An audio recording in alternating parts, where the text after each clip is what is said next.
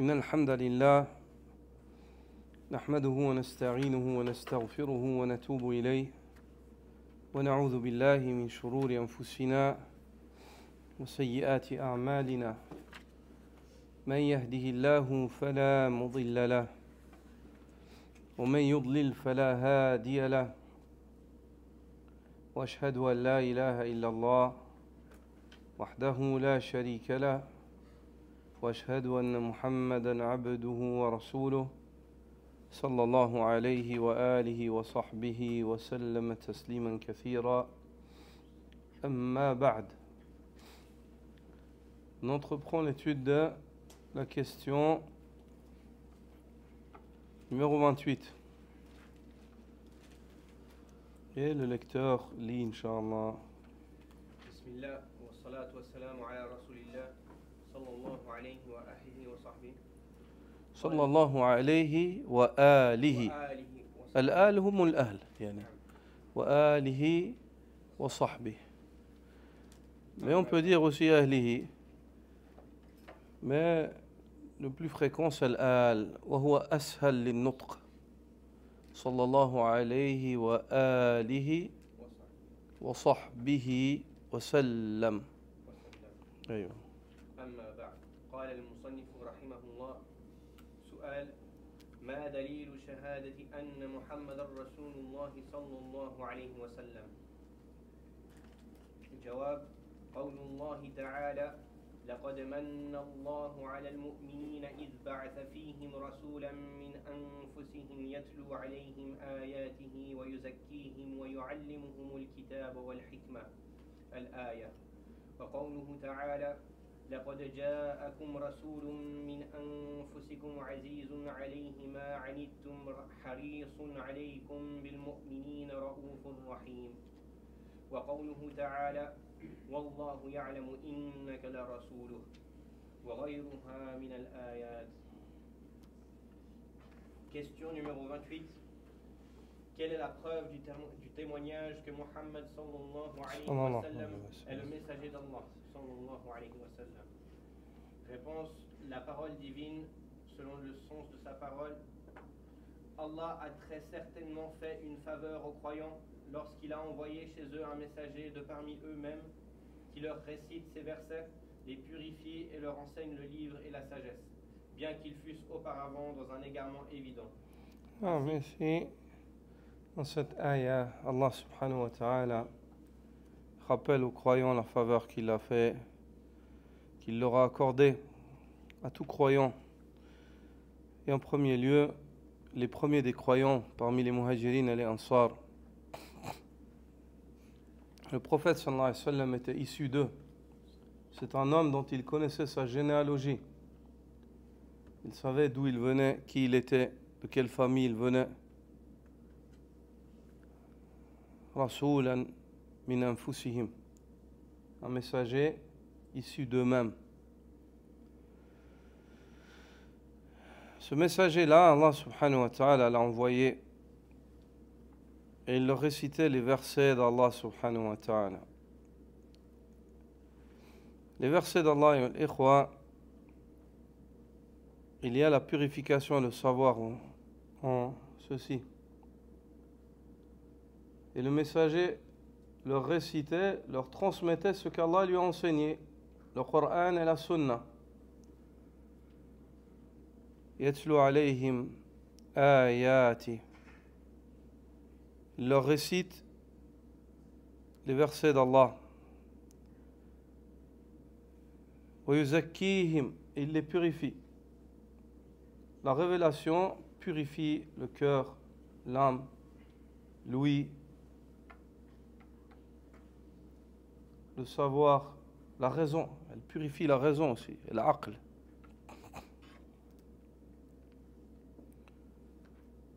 Et c'est quoi la source de cette purification? وَيُعَلِّمُهُمُ الْكِتَابَ وَالْحِكْمَةَ. Il leur enseigne le livre, le Coran. Et al-hikmah, la sagesse, c'est la sunna. La sagesse, c'est quoi? C'est la Sunna. Notez, chez les savants du tafsir, quand Allah Azza wa Jal évoque le livre, puis après le livre, la sagesse c'est quoi? La sunna, al-hikmah.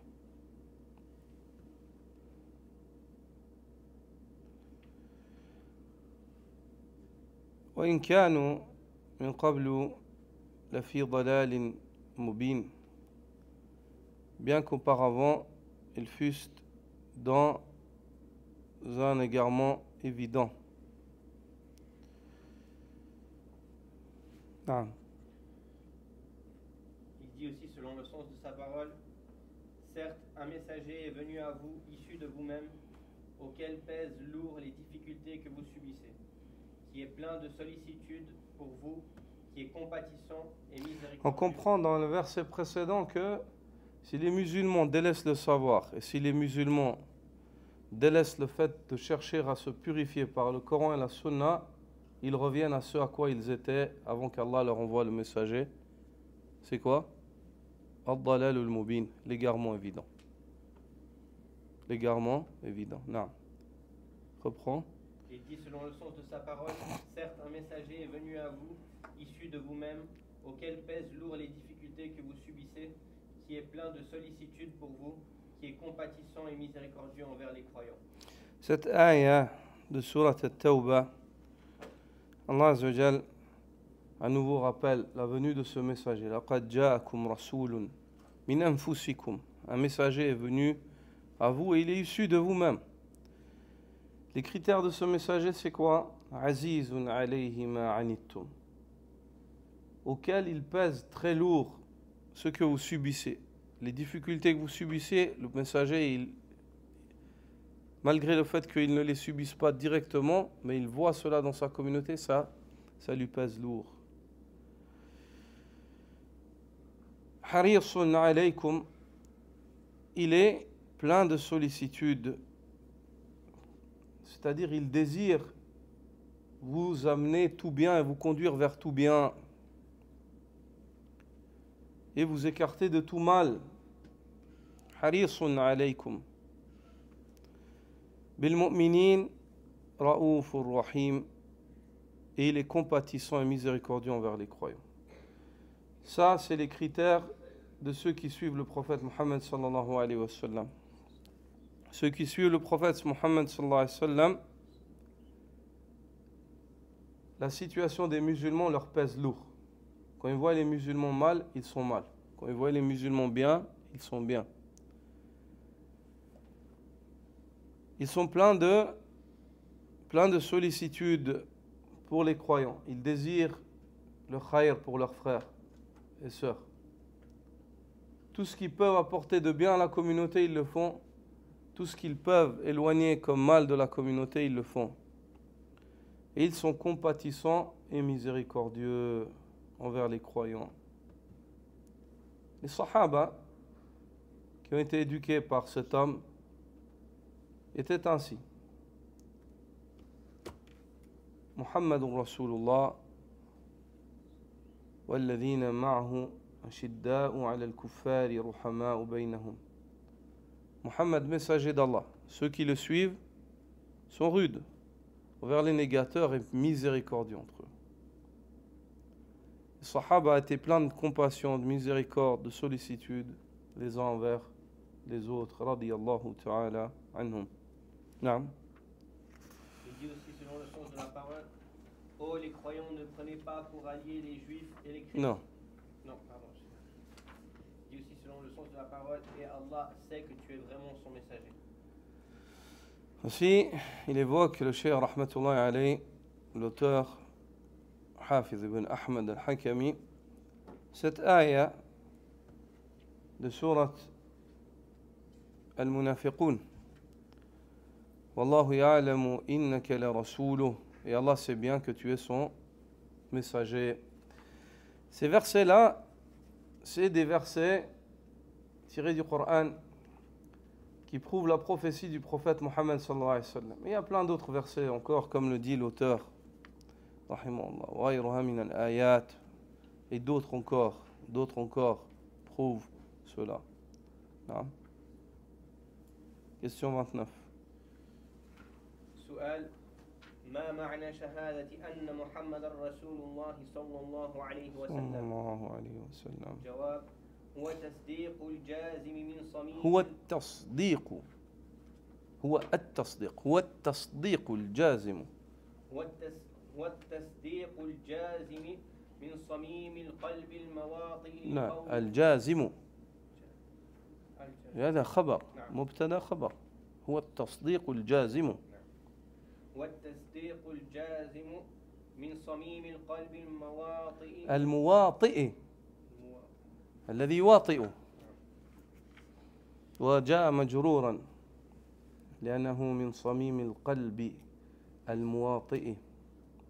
من صميم القلب المواطئ لقول اللسان بأن محمدا عبده ورسوله إلى كافة الناس إنسهم وجنهم. نعم. لأن هذا القلب يواطئ اللسان يعني، والقلب جاء مجرورا، فلذلك المواطئ مجرورا، لأن من الذي يواطئ؟ القلب يواطئ اللسان. والتصديق الجازم من صميم القلب المواطئ لقول اللسان بأن محمدا عبده ورسوله صلى الله عليه وسلم. إلى كافة الناس. إلى كافة الناس. إلى كافة الناس إنسهم وجنهم شاهدا ومبشرا ونذيرا وداعيا إلى الله بإذنه وسراجا منيرا. فيجب تصديقه في جميع ما أخبر به من أنباء ما قد سبق وأخبار ما سيأتي، وفيما أحل من حلال وحرم من حرام، والامتثال والانقياد لما أمر به. نعم. والكف والانتهاء عما نهى عنه، واتباع شريعته والتزام الالتزام. نعم. والتزام سنته في السر والجهر.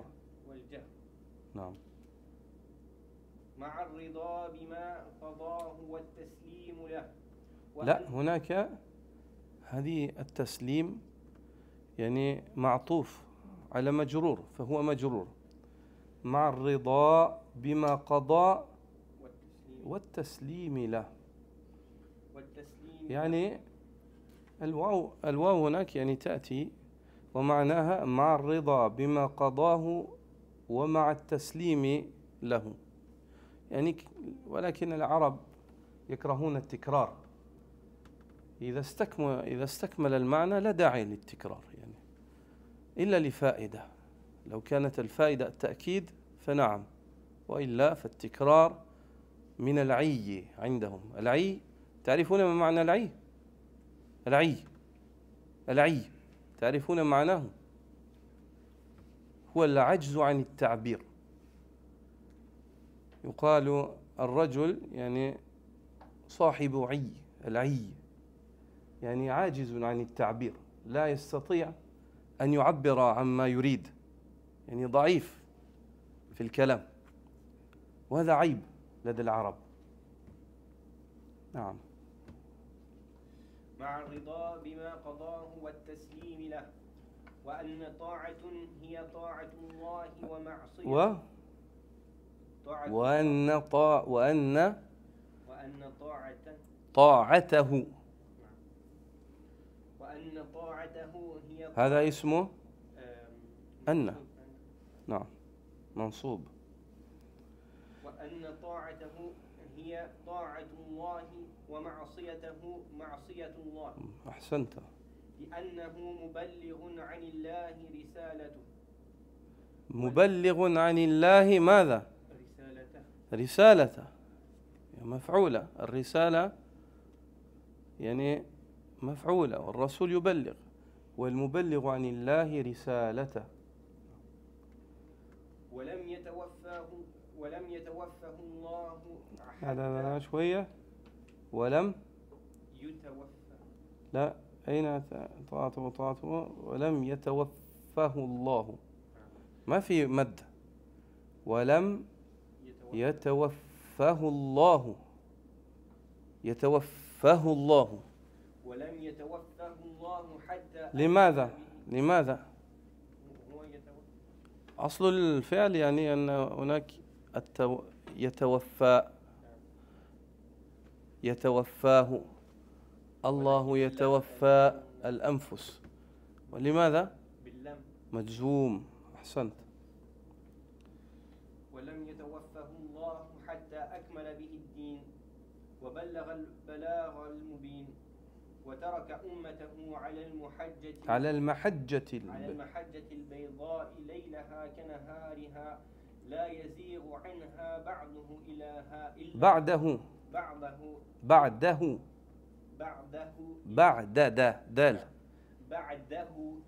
هالك. وفي هذا الباب مسائل. هذا يشير إلى حديث العرباض ابن سارية. نعم.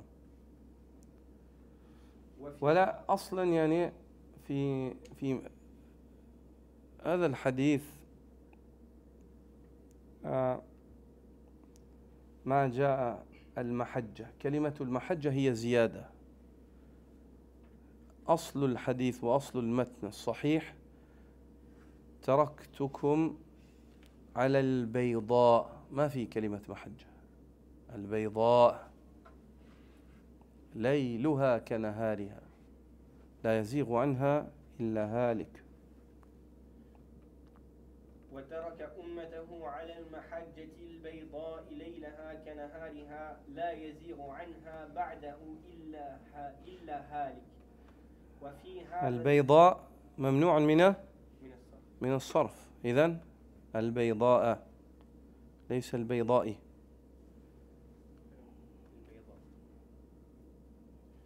على المحجة البيضاء ليلها كنهارها لا يزيغ عنها بعده إلا هالك. وفي هذا الباب مسائل ستأتي إن شاء الله. مسائل ممنوع من الصرف كذلك. مسائل. Question numéro 29. Que signifie le témoignage que Mohammed sallallahu alayhi wa sallam est le messager d'Allah? Réponse: c'est la croyance ferme venant du fond du cœur en accord avec la parole que Mohammed sallallahu alayhi wa sallam est son serviteur et son envoyé à l'ensemble des gens, tant les djinns que les hommes. Selon le sens de sa parole, témoin, annonciateur, avertisseur, appelant les gens à Allah par sa permission et comme une lampe éclairante. Ainsi, il faut croire au messager d'Allah sallallahu alayhi wa sallam. Regarde, ainsi le cheikh il dit c'est quoi, que signifie le témoignage? Je témoigne que Mohammed est le messager d'Allah. Ça veut dire que ce témoignage-là, c'est la croyance ferme venant du fond du cœur et qui est en accord avec la parole que Mohammed sallallahu alayhi wa sallam est le serviteur d'Allah et son messager. Abdullahi wa rasuluh. Huwa abdun la yu'bad wa nabiyyun la yukazzab. Le prophète Mohammed sallallahu alayhi wa sallam est un serviteur. Il n'a pas le droit à l'adoration. C'est pour ça qu'on dit Abdullah wa Rasuluh. On n'adore pas le prophète sallallahu alayhi wa sallam. On le suit, on lui obéit. On adore Allah azza wa jalla. On demande à Allah. Mais c'est un prophète. On est convaincu qu'il a reçu d'Allah azza wa jalla le message et il le transmet comme il l'a reçu. Donc on ne le traite pas de menteur. On croit en tout ce qu'il nous informe. On lui obéit à l'absolu. Et Allah subhanahu wa ta'ala a distingué le prophète sallallahu alayhi wa sallam par des distinctions multiples. Parmi les plus grandes des distinctions, le fait que le prophète Mohammed sallallahu alayhi wa sallam, c'est le prophète de l'humanité. Allah l'a envoyé aux djinns et aux hommes, pas seulement aux arabes. Il le dit sallallahu alayhi wa sallam, وَكَانَ النَّبِيُّ يُبْعَثُ فِي قَوْمِهِ خَاصَّةً وَإِنَّمَا بُعِثْتُ إِلَى النَّاسِ كَافَّةً. Il dit sallallahu alayhi wa sallam, et auparavant un prophète était envoyé à son peuple. Quant à moi, Allah azza wa jalla m'a envoyé à l'humanité. Quant à moi, Allah azza wa jalla m'a envoyé à l'humanité. Ainsi, il faut croire au messager d'Allah sallallahu alayhi wa sallam. Ici, il évoque le cheikh ensuite, shahidan wa mubashiran wa nadhira, messager, témoin, annonciateur, avertisseur. Témoin,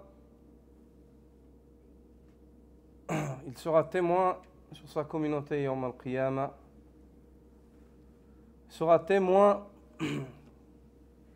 contre ceux qui ont contredit sa voix, car ils n'ont pas de raison. Allah a envoyé un messager qui leur a montré le chemin. Ils n'ont pas de raison d'avoir emprunté un autre chemin que celui du messager d'Allah sallallahu alayhi wa sallam. Ce messager a fait son travail. Il a fait son travail. Il s'est acquitté de sa mission. Il a patienté. Il a subi des nuisances dans le sentier d'Allah azza wa jalla pour que toi et moi aujourd'hui on sache cela. Ayoul ikhwa, il n'y a pas d'excuse et de raison pour emprunter une autre voie que celle de Muhammad ibn Abdillah sallallahu alayhi wa sallam. Donc, il est shahid, mubashir wa nadhir. Il est annonciateur de bonnes nouvelles à ceux qui lui obéissent. Il est avertisseur pour ceux qui quittent sa voie. Wa da'iyan ila Allah bi'idhnih wa sirajan munira. Le prophète sallallahu alayhi wa sallam était appelant, il a appelé les gens, c'était un prédicateur qui appelait les gens à Allah par la permission d'Allah. Et il était synonyme d'une lanterne ou d'une lampe éclairante pour l'humanité. Non. Ainsi, il faut croire au messager d'Allah sallallahu alayhi wa sallam en tout ce qu'il a annoncé comme nouvelle. non. Tant du passé que du futur et concernant ce qu'il a rendu licite ou illicite. Il faut croire en toutes les informations du prophète sallallahu alayhi wa sallam. Et les informations du prophète sallallahu alayhi wa sallam, certaines sont à titre informatif, afin d'enraciner, de renforcer les convictions des gens. Il t'informe sur ce qu'il y a après la mort. Il t'informe il a informé au sujet de peuples qui étaient là auparavant. Il informe de ce qui va se produire aussi. Il a informé les sahaba de choses qui se sont produites à son époque avant qu'elles se produisent, et du vivant du prophète sallallahu alayhi wa sallam, ça s'est réalisé. Il a informé de choses qui sont réalisées à l'époque des califes, après la mort du prophète sallallahu alayhi wa sallam. Et les autres informations, c'est qu'il informe au sujet d'Allah. Ce qu'Allah azza wa jal attend. Les frères, venez, demande à Mohammed de venir, s'il te plaît. Tu lui dis de venir. Non, Mohammed, tu viens ici.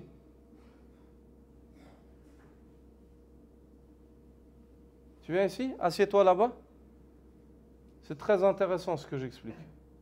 Inch'Allah. Et subhanallah, des informations au sujet de ce qu'Allah attend de nous. Il nous a informés de ce qui nous attend. Il nous a informés de ce qui s'est passé. Il nous a informés de choses qui vont se passer. Et il nous a informés de ce qu'Allah attend de nous. Le halal, le haram, les ordres, les interdits. Non. Il faut également se conformer et se soumettre à ce qu'il a ordonné, s'abstenir de ce qu'il a interdit, suivre sa loi et observer sa sunna, tant secrètement qu'ouvertement, tout en agréant son jugement et en s'y résignant. On doit en outre réaliser que l'obéissance... Il faut se conformer aux ordres du prophète sallallahu alayhi wa sallam. Suivre sa voie, suivre sa sunna, délaisser ce qu'il a interdit, tant secrètement qu'ouvertement. Il faut agréer le jugement du prophète sallallahu alayhi wa sallam. Il faut qu'on soit content avec ce que le prophète sallallahu alayhi wa sallam il a jugé. Si par exemple quelqu'un vient te dit, par exemple tu vas interroger un imam, tu lui dis, dans ma situation c'est quoi la sunna? Il vient et t'amène un argument et c'est ça. Il faut que tu sois content. Ton cœur il faut qu'il soit apaisé. Il ne faut pas que tu dises, ah, mais si ton cœur il se serre, wallah, ta foi elle est, il faut rattraper l'iman. Ta foi elle est manquante. Car Allah subhanahu wa ta'ala dit فَلَا وَرَبِّكَ لَا يُؤْمِنُونَ حَتَّى يُحَكِّمُوكَ فِي مَا شَجَرَ بَيْنَهُمْ ثُمَّ لَا يَجِدُوا فِي أَنفُسِهِمْ حَرَجًا مِمَّا قَضَيْتَ وَيُسَلِّمُوا تَسْلِيمًا. Mais non, par ton Seigneur, ils n'auront pas réellement cru, ils n'auront pas complété leur foi. Jusqu'à ce qu'ils te prennent comme juge dans leurs différends.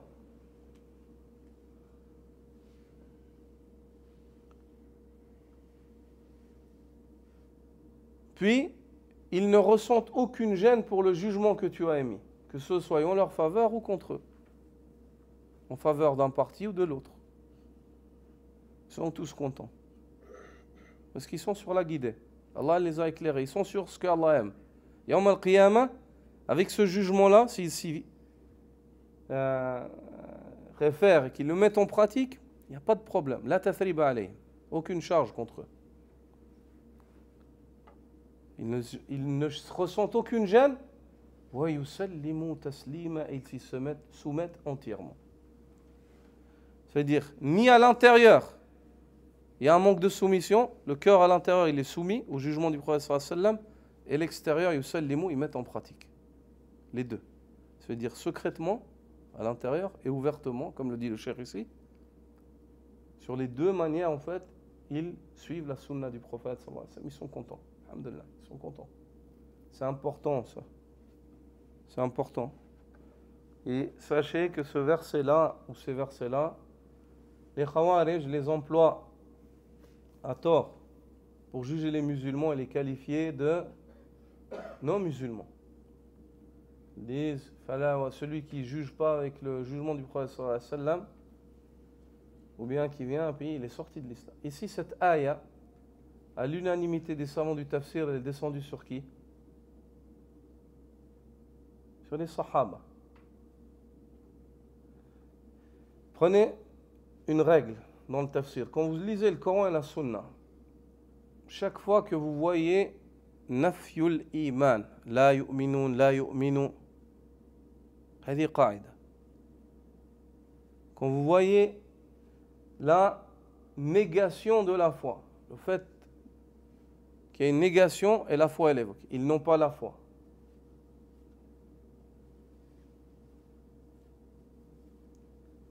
Et que ce verset-là, ou ce hadith-là, le contexte de ce hadith-là, il est dans la communauté. Ici, ce n'est pas la négation absolue de la foi, mais c'est la négation de la foi absolue. Vous comprenez la différence?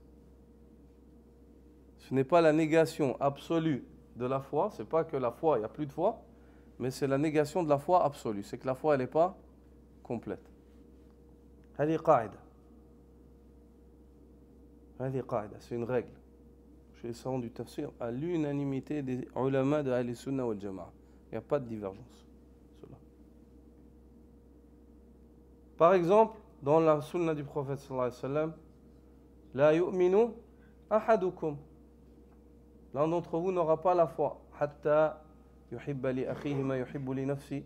L'un d'entre vous n'aura pas la foi jusqu'à ce qu'il aime pour son frère ce qu'il désire pour lui-même. Est-ce que ça veut dire qu'il est sorti de l'islam? Non. Ça veut pas dire, ça implique pas la négation absolue de la foi, mais la négation de la foi absolue.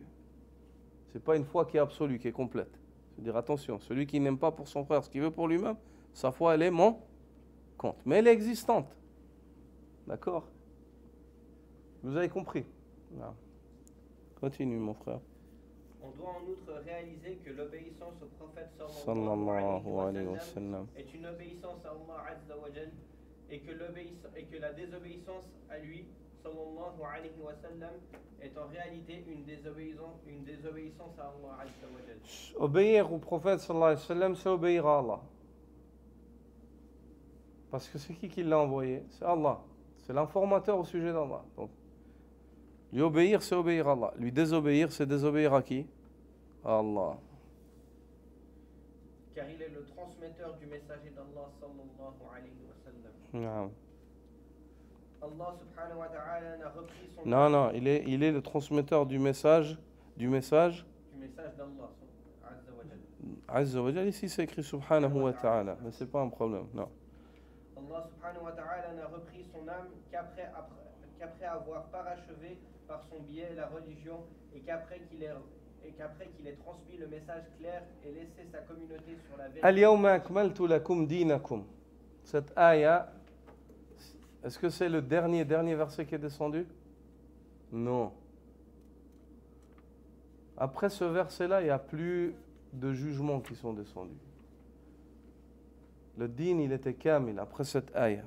Il y a des versets qui sont descendus après cette ayah. Hunaka ayat nazalat ba'da. Mais après ce verset-là, al-yawma akmaltu lakum dinakum, il n'y a pas de nouvelles fondations qui vont arriver dans la religion ou des règles. La religion, elle est complète. Les musulmans, ils ont tout ce dont ils ont besoin pour adorer Allah subhanahu wa ta'ala. Allah subhanahu wa ta'ala n'a repris son âme qu'après avoir parachevé par son biais la religion et qu'après qu'il ait transmis le message clair et laissé sa communauté sur la vérité évidente dont la nuit est aussi claire que le jour et dont nul ne dévie si ce n'est celui qui court à sa perte. Ce sujet implique d'autres points qui suivront si Allah le veut. Si Allah subhanahu wa ta'ala le veut. Non. Ce sujet implique d'autres points qui suivront. Ici, il fait allusion à des explications qu'il va donner dans le chapitre du iman, al-iman bir rusul, ce qu'implique la foi dans les messagers. Non. ما شروط شهادة أن محمد رسول الله صلى الله عليه وسلم وهل تقبل الشهادة وهل تقبل الشهادة الأولى بدونها؟ جواب: قد قدمنا لك أن العبد لا يدخل في الدين إلا بهاتين شهادتين وأنهما متلازمتان فشروط الشهادة الأولى هي شروط هي الثانية في الثانية نعم كما أنها هي شرط في الأولى. نعم. Question numéro 30. Quelles sont les conditions du témoignage que Mohammed sallallahu alayhi wa sallam est le messager d'Allah subhanahu wa ta'ala? Le premier témoignage est-il accepté sans le deuxième? Nous avons cité précédemment qu'un serviteur n'entre dans la religion que par ces deux témoignages et qu'ils sont indissociables. Ainsi, les conditions requises pour le premier témoignage le sont également pour le deuxième. De même que le deuxième témoignage constitue une condition pour le premier. Non. Tu ne peux pas prétendre que tu es monothéiste si tu ne suis pas le prophète Mohammed sallallahu alayhi wa sallam. Et tu ne peux pas prétendre que tu suis le prophète Mohammed sallallahu alayhi wa sallam si tu n'es pas monothéiste. Si tu vas et tu tournes autour des tombes et tu invoques les morts, tu ne suis pas le prophète sallallahu alayhi wa sallam. Et si tu dis, moi je dis que le Seigneur est unique, mais tu lui dis, est-ce que tu as la foi en le prophète Mohammed sallallahu alayhi wa sallam? Il dit non, il n'est pas monothéiste. Est-ce que c'est clair? Ces deux témoignages impliquent l'un et l'autre. L'un implique l'autre. Ils vont de pair. Ils sont indissociables. Indissociables.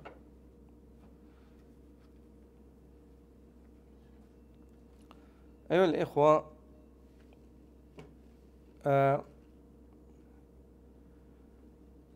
il y a le témoignage que Mohammed sallallahu alayhi wa sallam est le messager d'Allah. Allah subhanahu wa ta'ala a évoqué dans son livre a évoqué dans son Coran des versets multiples qui conduisent les musulmans vers la bonne compréhension de ce témoignage, ce qu'implique ce témoignage-là.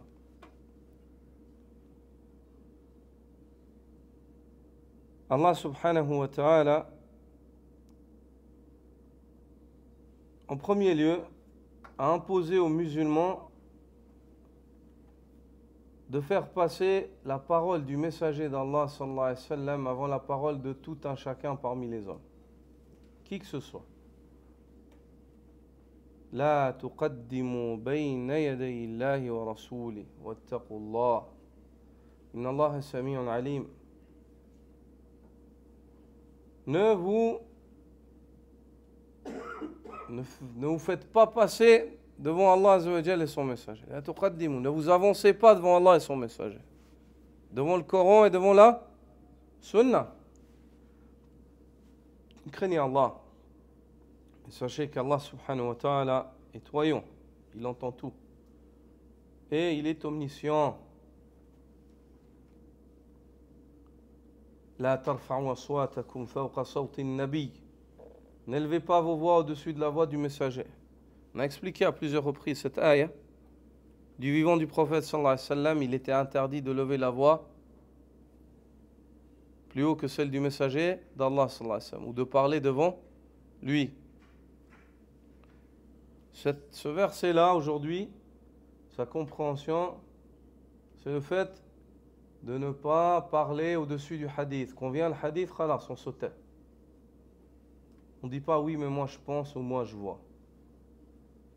Qui que tu sois, et quelconque degré que tu as atteint dans le savoir, quand vient le hadith du prophète sallallahu alayhi wa sallam, ton avis ou ta parole n'a rien à voir. Ça n'intéresse personne.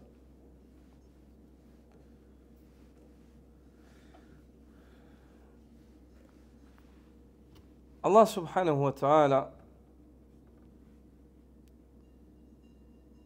évoque la faveur de l'islam dans Surat Al-Imran.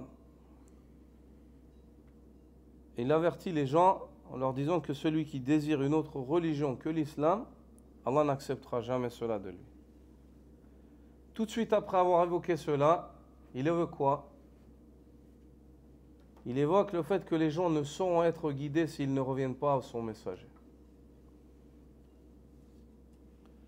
Il dit وَمَنْ يَبْتَغِ غَيْرَ الْإِسْلَامِ دِينًا فَلَنْ يُقْبَلَ مِنْهُ وَهُوَ فِي الْآخِرَةِ مِنَ الْخَاسِرِينَ. Celui qui désire une autre religion que l'islam, jamais cela ne sera accepté de lui. Dans l'au-delà, il sera du nombre des perdants. كيف يهدي الله قوما كفروا بعد إيمانهم وشهدوا أن الرسول حق وجاءهم البينات والله لا يهدي القوم الظالمين. Comment est-ce que Allah pourrait-il guider un peuple qui renie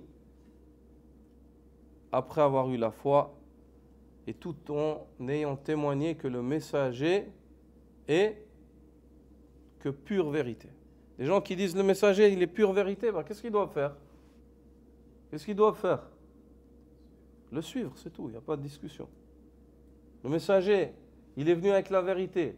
Le prophète Mohammed sallallahu alayhi wa sallam n'est que pure vérité. Khalas, pourquoi tu discutes? Après ça, il faut suivre. Il ne faut pas philosopher. Il ne faut pas dire oui, mais. Non, il n'y a pas de discussion. Tu suis.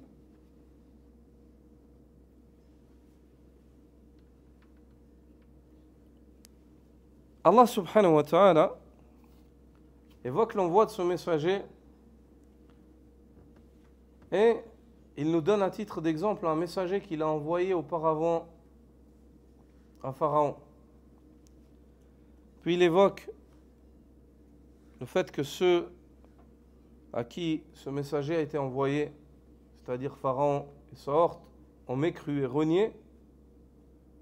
Et puis le résultat de cela, afin de nous avertir. Il dit Inna arsalna ilaykum rasula shahidan alaykum kama arsalna ila fir'auna rasula fa'asa fir'aunu ar-rasula fa'akhadnahu akhdan wabila. Nous avons envoyé à vous un messager, tout comme on a envoyé à Pharaon un messager. Pharaon désobéit donc au messager. Qu'est-ce qui lui est arrivé? nous l'avons saisi rudement. C'est quoi le message de cette ayah? Ne désobéissez pas vous aussi au messager parce qu'on va vous saisir rudement. Subhanallah. Ça c'est mafhumul ayah. C'est la compréhension. Inna arsalna ilaykum rasulan shahidan alaykum kama arsalna ila fir'auna rasula. Regarde la comparaison. On vous a envoyé un messager qui est témoin sur vous. Comme on a envoyé un messager à Pharaon. Pharaon désobéit au messager, on l'a saisi rudement. Quant à vous, obéissez afin de vous sauver et de ne pas être saisi rudement. Allah subhanahu wa ta'ala avertit ceux qui contredisent la voix du messager. Vous avez tout intérêt à essayer de suivre et marcher sur les pas du prophète. Wallah, vous avez intérêt. Wallah, aujourd'hui, moi je vous dis, vous entendez les paroles d'un homme faible. Mais par Allah, ces paroles-là, aujourd'hui, vous m'entendez vous les dire. Va venir un jour où on verra ça beaucoup mieux qu'on se voit les uns les autres aujourd'hui. Beaucoup mieux qu'on se voit les uns les autres aujourd'hui. Sachez, préparez-vous, armez-vous du suivi du prophète sallallahu alayhi wa sallam. Car des journées très difficiles vous attendent. Allah subhanahu wa ta'ala dit وَمَنْ يُشَاقِقِ الرَّسُولِ مِنْ بَعْدِ مَا تَبَيَّنَ لَهُ الْهُدَى وَيَتَّبِعْ غَيْرَ سَبِيلِ الْمُؤْمِنِينَ نُوَلِّهِ مَا تَوَلَّى وَنُصْلِهِ جَهَنَّمَ وَسَاءَتْ مَصِيرًا. Celui qui contredit la voix du messager. يُشَاقِق. Il veut sortir, il fait entrave à cette voix-là. Après que la guidée lui soit parvenue, lui soit devenue claire. Il sait que c'est comme ça, il sait que ça, c'est la voie du prophète sallallahu alayhi wa sallam, mais il suit une autre voie. Et il suit une autre voie que celle des croyants, des sahaba, des muhajirin, des ansar.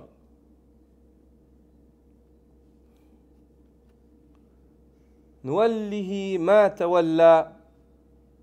Il fait ça? Très bien. On va le laisser sur ce qu'il a choisi.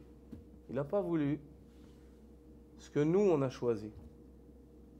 C'est quoi ce que Allah il a choisi? C'est la voix du messager qu'il a envoyé. Il lui a demandé de patienter, il a patienté.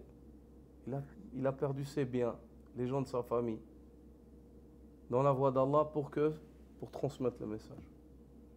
Tu n'as pas voulu la voix de ce messager-là?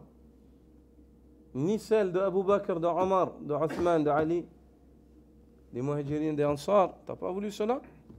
Très bien. Nuwallihi ma tawalla. On va le laisser sur ce qu'il a choisi.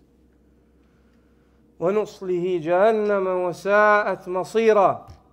Et on va le conduire en enfer. Et quelle mauvaise destination, quel enfer. Naam. L'obéissance envers le messager, c'est une cause de miséricorde. Tu veux la miséricorde? Obéis au prophète sallallahu alayhi wa sallam. Allah subhanahu wa ta'ala dit dans Surat Al-Imran وَأَطِيعُوا اللَّهَ وَالرَّسُولَ لَعَلَّكُمْ تُرْحَمُونَ. Verset 132. L'obéissance envers le messager, c'est une cause d'amour, de pardon et de miséricorde. Tu veux qu'Allah t'aime, tu veux qu'Allah te pardonne, tu veux qu'Allah te fasse miséricorde, suis le messager.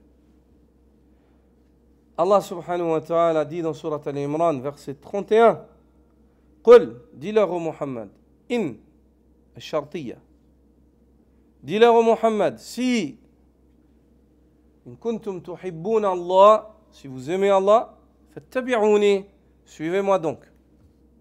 Vous prétendez aimer Allah? Moi j'aime Allah. Tu prétends? Alors tu vas être mis à l'épreuve. Fattabi'uni, suivez-moi donc. Yuhibbukumullah, Allah vous aimera. Wa yaghfir lakum dhunubakum, et il vous pardonnera vos péchés. Wallahu ghafurur rahim, et Allah est pardonneur et très miséricordieux. Cette ayah, Cheikh al-Islam Ibn Taymiyyah a dit, c'est un cercle fermé.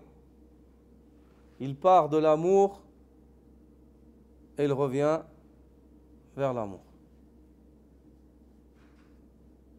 Il part de l'amour que le serviteur a pour son Seigneur. Cet amour qui le pousse à suivre son messager.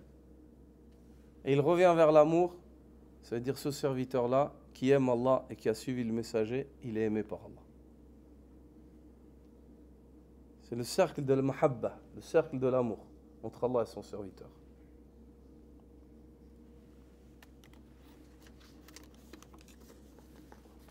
L'imam Ahmed ibn Hanbal, rahimahullah,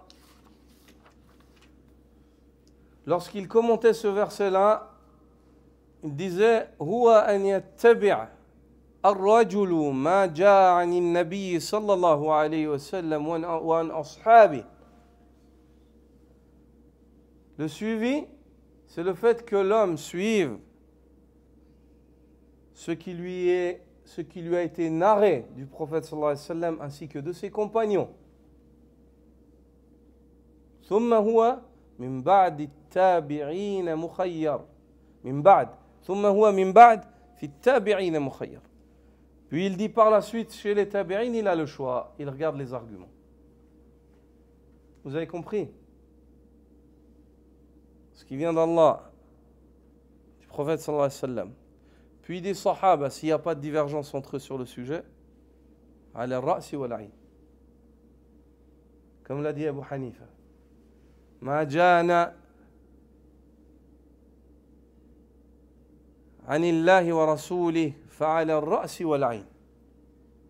Ce qui nous vient d'Allah et du prophète sallallahu alayhi wa sallam, à la tête et aux yeux. On se soumet directement. ما جاء عن صحابة رسوله صلى الله عليه وسلم فعلى الرأس والعين. C'est-à-dire ce qui nous vient des compagnons du prophète sallallahu alayhi wa sallam, pareil.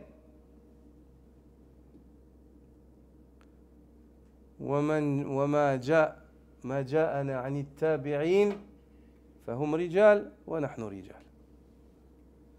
Quant à ce qui nous vient des tabi'in, il dit les tabi'in sont des hommes et on est des hommes. On regarde les arguments. Après, cette parole-là, elle ne veut pas dire que nous, on est pareil aux tabi'in. C'est la meilleure génération. C'est les élèves des sahaba. Et leur parole, s'il n'y a rien dans la religion, il n'y a rien qui contredit, et vient la parole des tabi'in, elle passe avant la parole, la mienne et la tienne et de tout à chacun. Ça c'est sûr. Humul a'imma. Ruwatul din, ruwatul hadith. C'est les élèves des sahaba. Naam. Al-Hassan al-Basri, rahimahullah, quand il commente cette parole, قُلْ إِن كُنْتُمْ تُحِبُّونَ اللَّهَ فَاتَّبِعُونِ يُحْبِبْكُمُ اللَّهُ. Regarde. إن كنتم تحبون الله فاتبعوني يحببكم الله. Cheikh l'Islam Ibn Taymiyyah, ça c'est le cercle. Si vous aimez Allah, suivez-moi, Allah vous aimera. Il y a halqatul mahabba. Hassan al-Basri, quand il commente ce verset-là, il dit وَكَانَ عَلَامَةُ حُبِّهِ إِيَّاهُمْ اتِّبَاعُ سُنَّةِ رَسُولِ اللَّهِ صلى الله عليه وسلم. Il dit le signe qu'Allah aime le serviteur, c'est quoi? C'est qu'il lui fasse suivre la sunna du prophète sallallahu alayhi wa sallam. Subhanallah. Si toi tu aimes Allah, tu suis la sunna. Mais si toi tu suis la sunna, ça veut dire qu'Allah t'a aimé. Subhanallah. Vous avez compris? Sache que si tu suis la sunna, ça veut dire qu'Allah t'aime. C'est Allah qui t'a accordé ça. Tu n'aurais pas pu tout seul. Tu aimes Allah, tu suis la sunna. Allah t'aimera. Si Allah t'aime, il t'accorde de continuer à suivre la sunna jusqu'au jour où tu seras derrière l'imam de la sunna, Muhammad sallallahu alayhi wa sallam, et tu boiras du hawd. Tu boiras du bassin. Tu t'abreuveras de ce bassin d'une boisson après laquelle tu ne connaîtras plus jamais la soif. Après avoir vécu une journée qui équivaut à 50 000 années, les rois. Des années qu'on dénombre, nous, dans le dunya. L'obéissance envers le prophète sallallahu alayhi wa sallam, c'est du iman. Tu veux l'iman? Obéis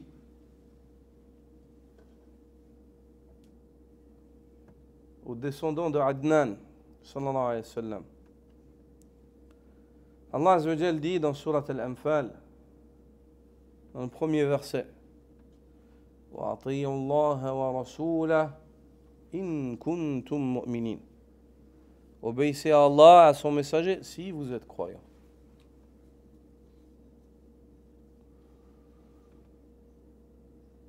Le fait de désobéir au prophète sallallahu alayhi wa sallam, de sortir de son obéissance, c'est une chose qui est interdite. Allah Azza wa Jal dit dans Surat Al-Anfal, verset 20, يا أيها الذين آمنوا أطيعوا الله ورسوله ولا تولوا عنه وأنتم تسمعون. Ô vous qui avez la foi, obéissez à Allah et au messager. Et ne vous détournez surtout pas du messager alors que vous entendez bien ce à quoi il vous appelle. Vous comprenez très bien.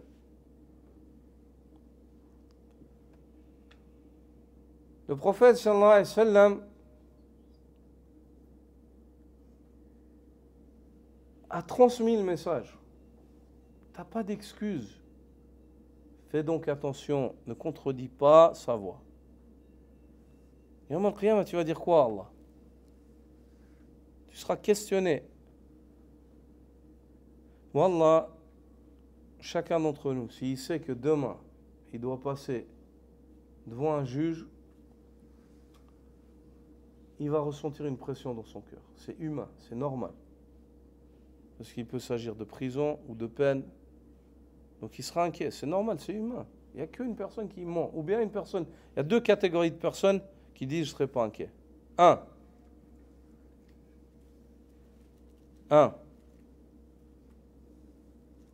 Ou on va dire 3. Mais la troisième, c'est très rare.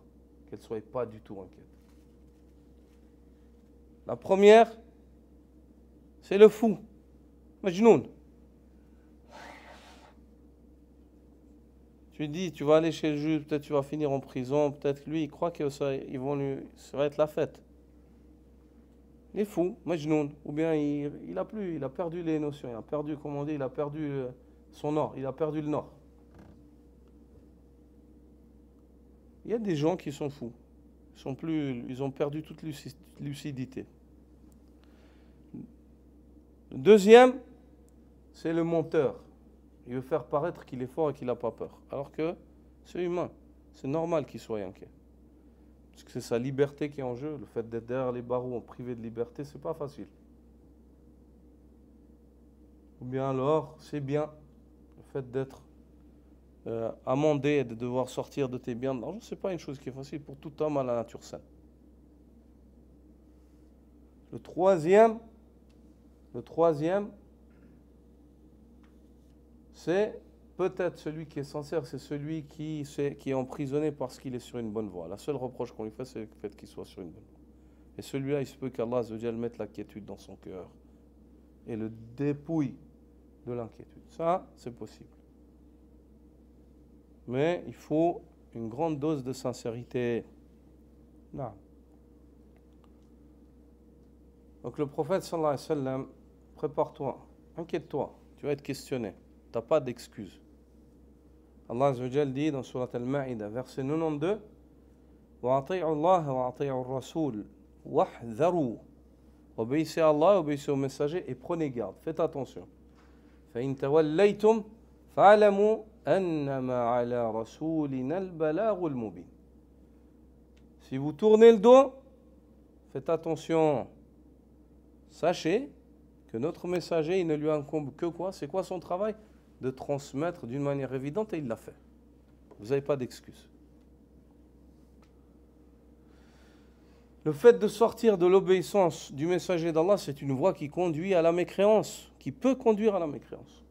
Abu Bakr as-Siddiq, radiyallahu ta'ala anhu, disait, je ne délaisse pas la sunna du prophète sallallahu alayhi wa sallam par crainte que cela ne me conduise à la mécréance. Est-ce que ça veut dire qu'une personne, on n'a pas dit qu'une personne elle délaisse la sunna, il est mécréant. Mais le fait de délaisser la sunna, c'est une régression de foi. La foi elle baisse. Qu'Allah nous préserve. Allah Azza wa Jal dit قُلْ أَطِيعُوا اللَّهَ وَالرَّسُولَ فَإِن تَوَلَّوْا فَإِنَّ اللَّهَ لَا يُحِبُّ الْكَافِرِينَ. dis-leur au Muhammad, obéissez à Allah, au messager. S'ils tournent le dos après cela, dis-leur alors qu'Allah n'aime pas les mécréants. Le fait de sortir de l'obéissance du messager, ceci est une preuve de la foi manquante de l'homme. Allah subhanahu wa ta'ala dit فَلَا وَرَبِّكَ لَا يُؤْمِنُونَ حَتَّى يُحَكِّمُوكَ فِيمَا شَجَرَ بَيْنَهُمْ ثُمَّ لَا يَجِدُوا فِي أَنفُسِهِمْ حَرَجًا مِمَّا قَضَيْتَ وَيُسَلِّمُوا تَسْلِيمًا. Surat An-Nisa, verset 65. Mais non, par ton Seigneur, ils n'auront pas eu une foi complète jusqu'à ce qu'ils te prennent comme juge, afin que tu tranches dans leurs différends, puis qu'ils ne ressentent aucune peine ou aucune gêne pour le jugement que tu as émis et qu'ils s'y soumettent pleinement. Le fait de sortir de l'obéissance du messager d'Allah sallallahu alayhi wa sallam est une cause d'abolition des actes. Ya ayyuhalladhina amanu ati'u Allah wa ati'u ar-rasul wa la tubtilu a'malakum. Ô vous qui avez la foi, obéissez à Allah et obéissez au messager. N'abolissez pas vos œuvres. L'œuvre, c'est quoi qui l'abolit? Le shirk et la bid'a. Le shirk et l'innovation, elles abolissent l'œuvre. Tu viens, t'inventes un acte d'adoration, une salade qui n'existe pas, tu peux prier toute ta vie cette salade qui n'existe pas. Jamais Allah il va l'accepter. Tu peux te mettre sous le soleil et griller sur les cailloux en train de prier, jamais Allah il va accepter. Pas besoin. Fais ce que le messager t'a montré, c'est tout. Obéis. N'innove pas. Tout comme une prière dans laquelle tu fais la prière comme elle est, mais tu l'as fait pour autre qu'Allah, en désirant de cas. Jamais Allah il accepte. Ati'u Allah wa ati'u ar-rasul wa la tubtilu a'malakum. Obéissez à Allah, obéissez au messager, n'abolissez pas vos œuvres. Le fait de sortir de l'obéissance du messager, c'est une voie qui conduit en l'enfer. Allah subhanahu wa ta'ala dit dans Surat An-Nisa, verset 115, وَمَنْ يُشَاقِقِ الرَّسُولِ مِنْ بَعْدِ مَا تَبَيَّنَ لَهُ الْهُدَى وَيَتَّبِعْ غَيْرَ سَبِيلِ الْمُؤْمِنِينَ نُوَلِّهِ مَا تَوَلَّى وَنُصْلِهِ جَهَنَّمَ وَسَاءَتْ مَصِيرًا. Celui qui fait entrave, celui qui contredit la voix du messager, après que la guidée lui soit devenue claire, puis emprunte une autre voie que celle des musulmans, des sahaba, radiyallahu anhu. Nous le laisserons sur ce sur quoi il a choisi d'être, et nous conduirons en enfer. Et quelle mauvaise destination. Le fait de sortir de la voie du messager d'Allah, c'est une cause de scission qui divise la communauté et non d'union. Certaines personnes disent, c'est pas grave, on pratique certaines innovations afin de s'unir. Wallahi, c'est pas une union. La seule union, c'est ce qui a uni les premiers musulmans. Bon, l'imam Malik, rahimahullah, dit وَلَنْ يُصْلِحْ آخِرَ هَذِهِ الْأُمَّةِ إِلَّا بِمَا صَلُحَ بِهِ أَوَّلُهَا. Et la fin de cette communauté ne saurait s'assainir que par ce par quoi s'est assaini le début de celle-ci. C'est pas possible. Allah subhanahu wa ta'ala dit dans Surat Al-Anfal, verset 46, وَأَطِيعُوا اللَّهَ وَرَسُولَهُ وَلَا تَنَازَعُوا فَتَفْشَلُوا وَتَذْهَبَ رِيحُكُمْ وَاصْبِرُوا إِنَّ اللَّهَ مَعَ الصَّابِرِينَ. Obéissez à Allah ainsi qu'à son messager. Ne divergez pas. Ne divergez pas. Comment ne pas diverger? Revenons à Allah et à son messager, subhanallah, au Coran et à la Sunna. Ne divergez pas inutilement, car vous perdrez de votre force. Vous vous inclinerez et vous perdrez de votre force. Patientez donc. Patientez sur quoi? Sur l'obéissance à Allah et du messager. Inna Allah ma'a sabirin. Allah est avec les patients. Parmi les exemples, الأمثلة التطبيقية في حياة الصحابة رضي الله تعالى عنهم حول الاتباع، حول تطبيق شهادة أن محمد رسول الله. Parmi les exemples pratiques dans la vie des compagnons, dans leur réalisation de ce témoignage, le témoignage que Muhammad est le messager d'Allah sallallahu alayhi wa sallam. Abdullah ibn Umar rapporte et dit اتخذ النبي صلى الله عليه وسلم خاتما من ذهب فاتخذ الناس خواتيم من ذهب. Le prophète sallallahu alayhi wa sallam, avant l'interdiction de l'or, il a pris une bague en or. Vous connaissez le hadith dans le Bukhari? Les gens, ils ont fait quoi? Ils ont tous pris des bagues en or. Ils sont tous procurés des bagues en or. Quand ils ont vu le prophète sallallahu alayhi wa sallam, ils ont tout fait pour avoir chacun une bague en or.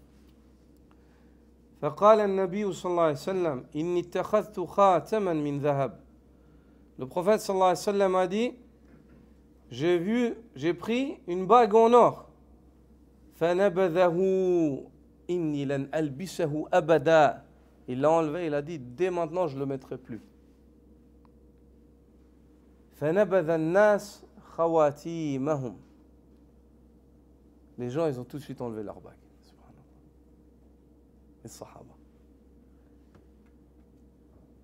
Puis, Ibn Omar dit ثم اتخذ صلى الله عليه وسلم خاتما من فضة. Puis le prophète sallallahu alayhi wa sallam, après ça, il s'est procuré une bague en argent, en fidda. فاتخذ الناس خواتيم الفضة. Les gens, ils se sont tous procurés des bagues en argent. Subhanallah. قال ابن عمر فلبس الخاتم بعد النبي صلى الله عليه وسلم أبو بكر ثم عمر ثم عثمان. Et Abu Bakr, Omar, après le prophète sallallahu alayhi wa sallam, et Othman ont tous mis une bague après cela. Ils ont tous mis une bague après cela. Al-Hafidh ibn Hajar, dans Fath al-Bari, il dit وفي حديث الباب مبادرة الصحابة إلى الاقتداء بأفعاله صلى الله عليه وسلم. Dans ce hadith-là, on voit comment les compagnons ils sont pressés de copier le prophète sallallahu alayhi wa sallam. Même sur des choses qui ne font pas partie de la ibada.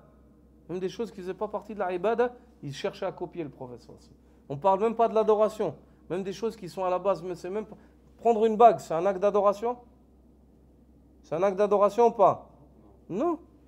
Mais ils ont vu le prophète sallallahu alayhi wa sallam prendre, eux, ils ont pris. Ils voulaient tout être entièrement comme le prophète sallallahu alayhi wa sallam. Il dit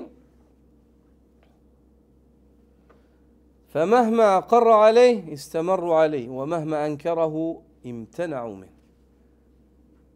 Ils faisaient tout pour le suivre rapidement. Et quand le prophète sallallahu alayhi wa sallam ils confirmaient ce sur quoi ils étaient, ils continuaient d'être. Même Abu Bakr et Omar, par la suite, ils ont continué après la mort du prophète sallallahu alayhi wa sallam. Et quand il les réprimandait, ils arrêtaient tout de suite. Ils ne disaient pas demain, ouais, attends, je vais attendre.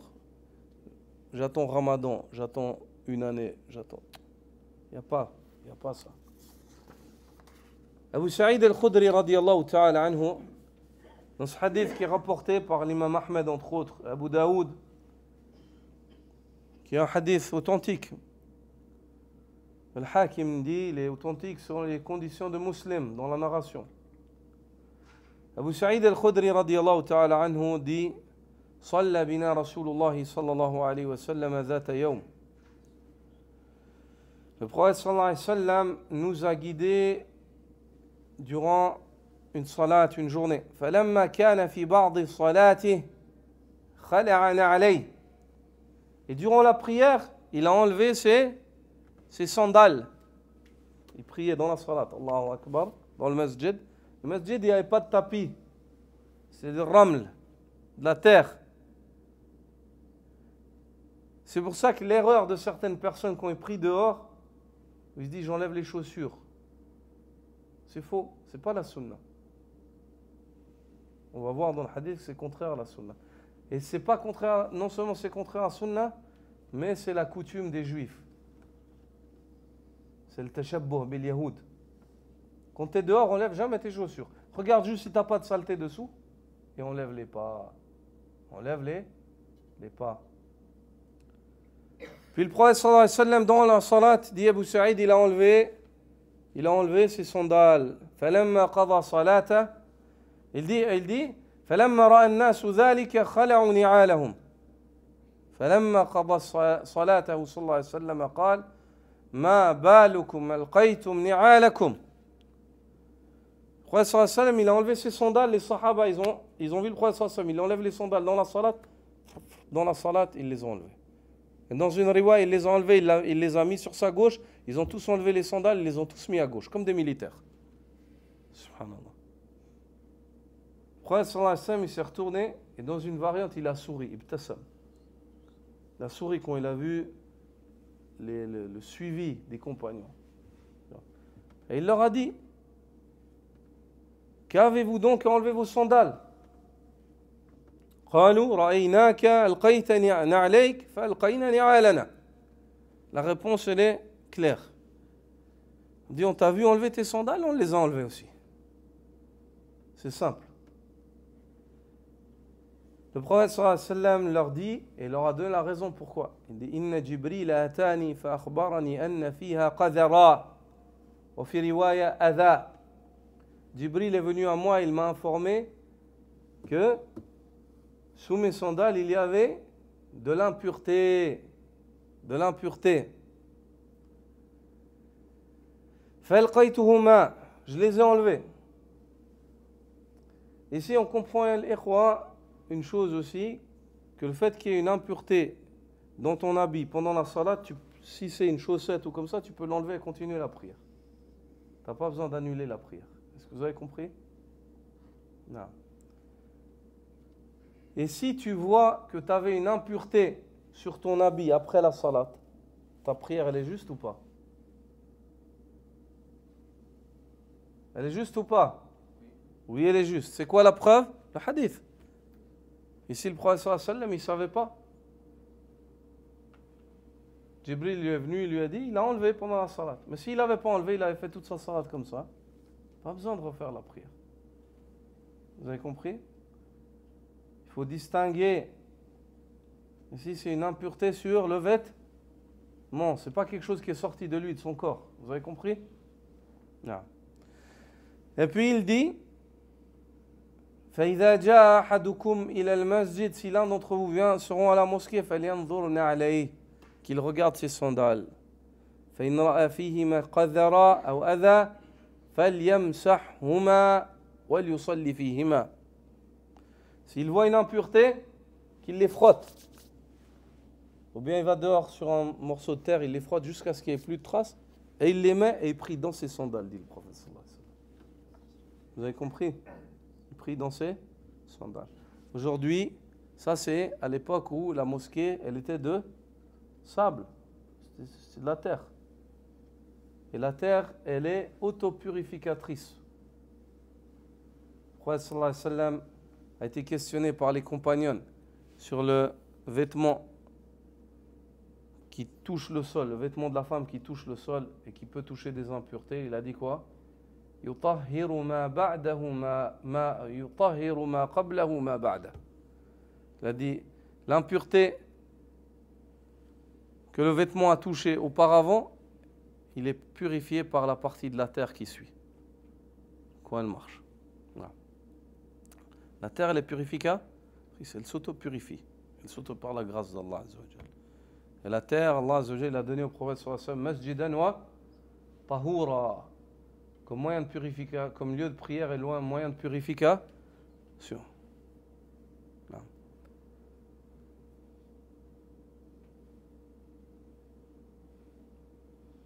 Abu Huraira, radiyallahu ta'ala anhu,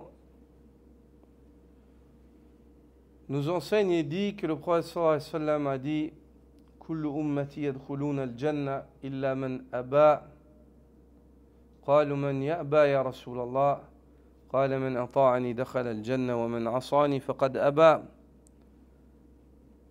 Toute ma communauté, dit le prophète sallallahu alayhi wa sallam, entrera au paradis si ce n'est celui qui refuse d'y entrer. Il dit, qui est celui qui refuse d'y entrer au messager d'Allah? Il dit, celui qui m'obéit entrera au paradis et celui qui me désobéit, il aura refusé d'y entrer.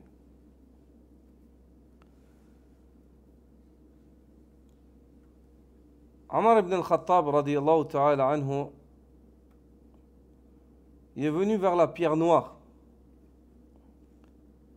Il a embrassé la pierre noire et il lui a dit Inni a'lamu annaka hajar, la tadur wa la tanfa'. ولولا أني رأيت النبي صلى الله عليه وسلم يقبلك ما قبلتك. Il a dit, il a embrassé la pierre noire et il a dit moi, je sais que tu n'es qu'une pierre. C'est pas toi qui amène le bien ou le mal. Si j'avais pas vu mon prophète Mohammed sallallahu alayhi wa sallam t'embrasser, je t'aurais jamais embrassé. Avant d'embrasser la pierre noire, il a dit ça. Radiyallahu anhu. Huzaifa, radiyallahu ta'ala anhu, dit aux tabi'in de son époque Ya ma'shar al-qurra istaqimu faqad subiqtum sabqan ba'ida. Ô vous lecteurs, tenez droit sur ce sur quoi on vous a laissé. Vous avez été devancés d'une longueur d'avance. C'est-à-dire restez sur la voie des compagnons. فإن أخذتم يمينا وشمالا لقد ضللتم ضلالا بعيدا. Si vous commencez à aller à droite et à gauche et vous sortez de la voie des compagnons, vous allez vous égarer d'un égarement lointain. Un homme dit à Abdullah ibn Omar إن نجد صلاة الحضر وصلاة الخوف في القرآن ولا نجد صلاة السفر في القرآن. Un homme dit à Ibn Omar, on trouve dans le Coran la prière du résident, la prière de celui qui craint durant la bataille, comment il prie. Mais on ne voit pas la prière du voyageur dans le Coran. Regarde la réponse d'Ibn Omar. Il dit Ibn Akhi, Inna Allah Azza wa Jal ba'atha ilayna Muhammadan sallallahu alayhi wa sallam wa la na'lamu shay'a فإنما نفعل كما رأينا محمدا صلى الله عليه وسلم يفعل. Il a dit, ô toi, fils de mon frère, Allah il nous a envoyé le prophète Mohammed sallallahu alayhi wa sallam alors qu'on ne savait rien de cet islam. Quant à nous, on voyait le prophète sallallahu alayhi wa sallam faire et on faisait. On ne posait pas des questions comme ça. Subhanallah. Regarde les sahaba. Ils étaient simples. Ils étaient sincères. Un jour, des gens sont venus questionner Ibn Omar par rapport à un des avis d'Omar ibn al-Khattab qu'eux avaient faussement interprété. Ils ont interprété faussement, non seulement ils ont fait ça, mais ils ont commencé à répandre cela et les gens les suivaient parce que c'est Omar qui a fait. Quand ils sont venus voir Ibn Omar, il a dit non, c'est pas comme ça. Et le prophète sallallahu alayhi wa sallam, c'était ça son avis. Et les gens, ils insistaient. Oui, mais Omar, il a dit Afa Rasulullah sallallahu alayhi wa sallam ahaqqu an tattabi'u sunnatahu am sunnata Omar. Et dans une riwaya Afa kitab Allahi ahaqqu an tattabi'u am sunnata Omar. Il leur a dit, est-ce que le messager d'Allah sallallahu alayhi wa sallam a plus de droit sur le fait que vous le suiviez, vous suivez sa sunna ou la sunna de Omar? Ça c'est qui dit? Le fils de Omar ibn al-Khattab, Abdullah. Ibn Abbas, lorsqu'ils sont venus le questionner pendant le Hajj, et puis il leur a répondu.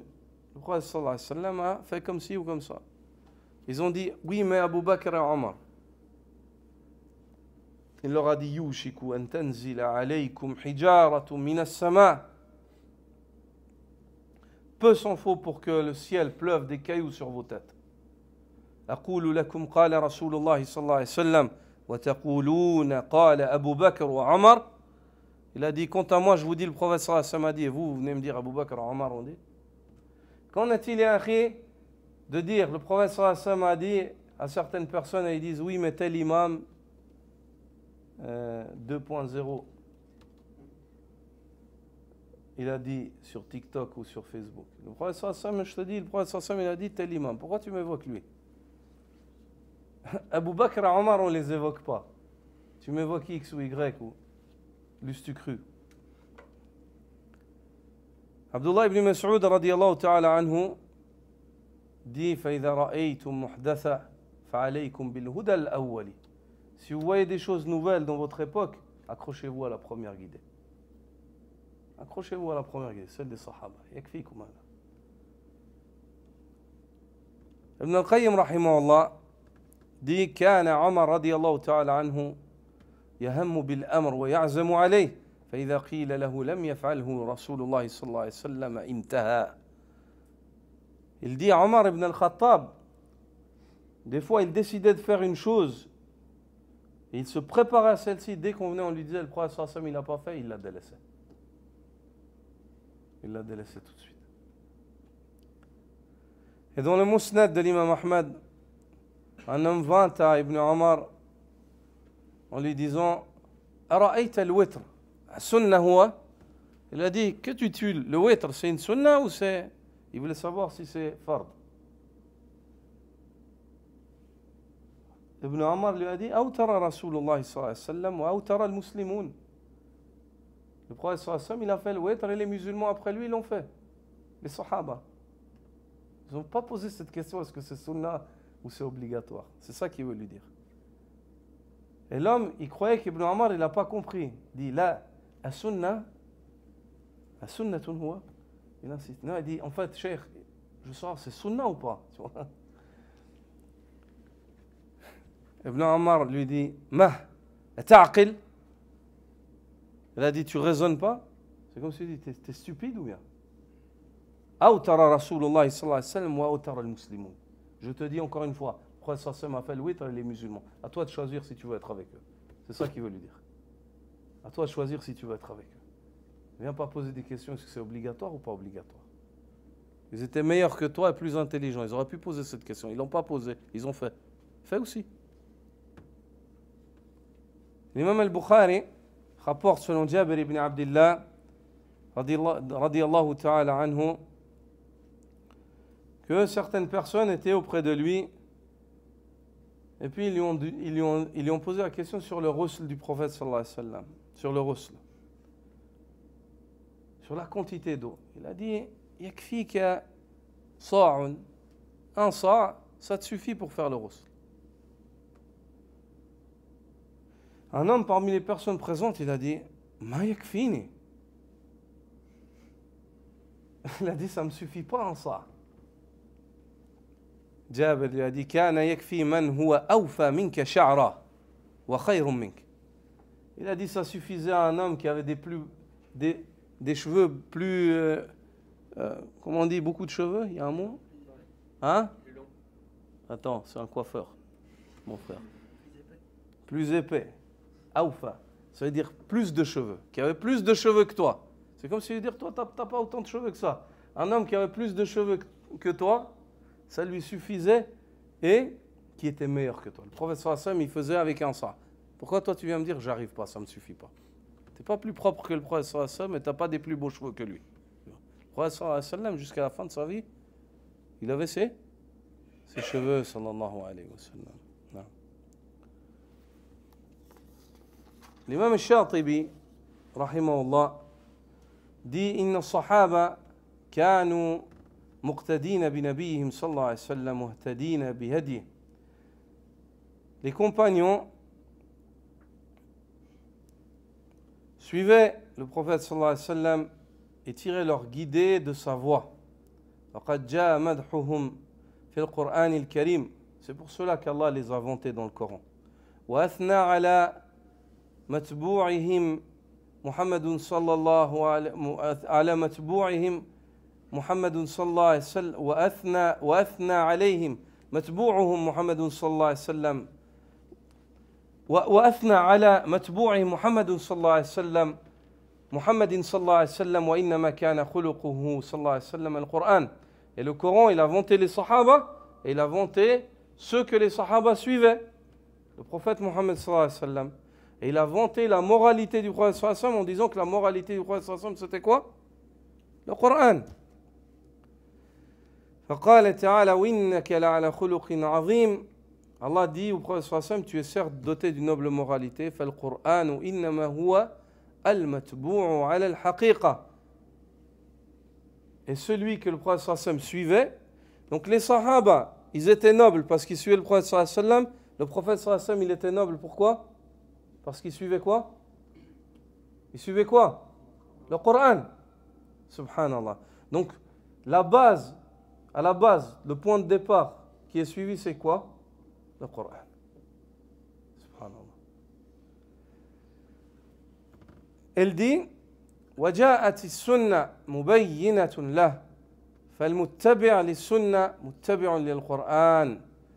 Et la sunna, elle est venue expliquer ce Coran qui est la base du suivi. Donc celui qui suit la sunna, il suit le Coran. والصحابة كانوا أولى الناس بذلك. Et les compagnons du prophète sallallahu alayhi wa sallam étaient les personnes qui réalisaient le mieux cela. فكل من اقتدى بهم فهو من الفرقة الناجية الداخلة للجنة بفضل الله. Et toute personne qui suit donc ses compagnons, il fait partie du groupe sauvé qui entrera au paradis par la grâce d'Allah. Subhanallah. L'imam al-Shatibi, hein? Ça c'est la parole de l'imam al-Shatibi, c'est une référence par excellence. وهو معنى قوله صلى الله عليه الصلاة والسلام ما أنا عليه وأصحابي. Il dit, et ça c'est le sens de la parole du prophète sallallahu alayhi wa sallam, dans son hadith lorsqu'il dit, ils sont ceux qui seront sur ce sur quoi je suis aujourd'hui et mes compagnons. C'est quoi le groupe sauvé? C'est quoi le critère? C'est le fait d'être sur ce sur quoi était le prophète sallallahu alayhi wa sallam et ses compagnons. Sur combien de choses? Sur 3 choses. Ta croyance, tes paroles et tes actes. Ta croyance, tes paroles et tes actes. فالكتاب والسنة هو الطريق المستقيم. Le livre et la sunna, c'est ça le droit chemin. C'est ça le chemin de la rectitude. C'est ça le chemin de la rectitude. سبحانك وبحمدك أشهد أن لا إله إلا أنت أستغفرك وأتوب إليك.